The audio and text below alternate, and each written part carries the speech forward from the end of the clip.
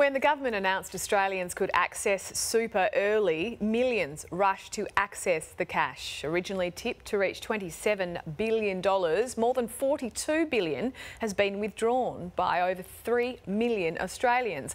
But it could cost them, and not just in long-term super growth. Let's break it down with finance expert Maynard. Hi, Michelle. Afternoon, Lou. What are the little-known implications for Australians accessing their super early? So we've talked before about how accessing super early can affect the long-term balance on your superannuation account, or could affect your insurance if that's the only place you have it. But what's come to light is a lot of people rush to access this superannuation early, thinking they would be able to use that as a deposit towards a home loan. Now, this actually isn't the case. The banks have come out and said that they won't consider the early access of super as genuine savings, and therefore it won't count towards the deposit that you need to get a home loan.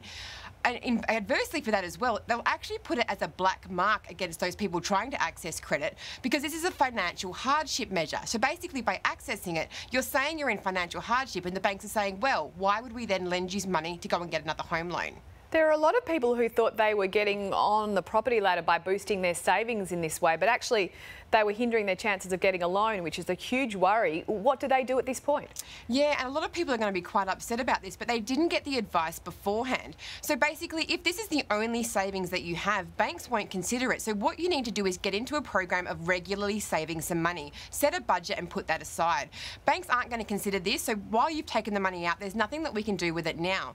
The key criteria that people needed to meet, a lot of people who wanted to access this money for their home loans, they've just disregarded that. So there is a real fear that people have gone and accessed this money but not actually been eligible for it, which means not only have they hindered their chance to get a loan, they may now fall foul of the ATO, which is kind of a double whammy that they weren't expecting. So the ones that accessed the scheme and didn't meet the criteria, what happens to them now?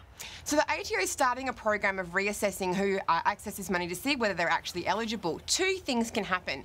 If you read the criteria and didn't understand it but weren't eligible, the ATO says they're going to add that to your assessable income and you're going to have to pay tax on it.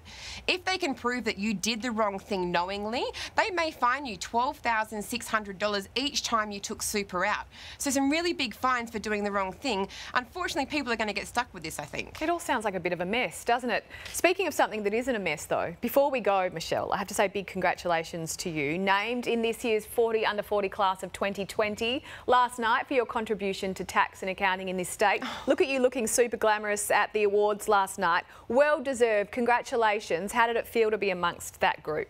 Oh my goodness, talk about throwing a curveball. It was amazing. Thank you very much, Lou. A complete honour to be named against some pretty phenomenal businesses here in WA. I know Lady never tells her age, but yes, I am under 40 and I had a fantastic night last night. Oh, congratulations to you. As I say, you absolutely deserve it. Michelle Maynard, thanks for joining us this afternoon. Thanks, Lou.